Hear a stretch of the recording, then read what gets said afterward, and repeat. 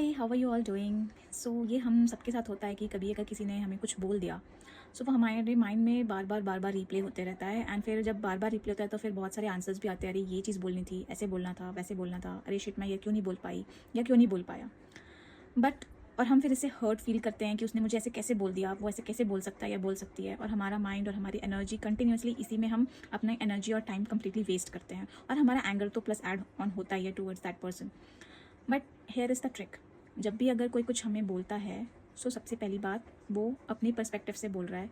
वो अपनी अपने सिनेरियोज, अपने एनवायरनमेंट, अपनी अपब्रिंगिंग्स, उसने जो लाइफ में देखा, सीखा, सुना, वो वहाँ से उसने सारी चीज़ें कैच की। And then as per his calculations और हर कैलकुलेशन, ही और she is saying something to you.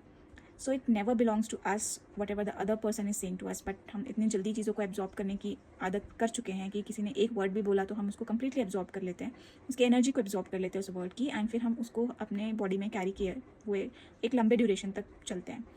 And जब हम ये सारी चीज़ों को कैरी करते हैं, सो हमारी बॉडी भी कहीं ना कहीं अफेक्ट होती है, हमारी एनर्जी अफेक्ट होती है। अगर ये बहुत लंबे टाइम तक हमारी बॉडी में स्टोर्ड है in a form of hurt, in a form of anger, so at some level it will definitely get into converted into some disease. And ये हमारे लिए ज़्यादा कॉस्टली होगा rather than just let it go, forgive, forget. But yes, it's not easy, but keep this idea that whatever she or he has said to you, it's always from their perspective and their environment. It has nothing to do with us. So just let go. क्यों carry करना फालतू की baggages को, जब वो हमें help ही नहीं करने वाले टू ग्रो करने के लिए, और at the other place it is going to add on our health.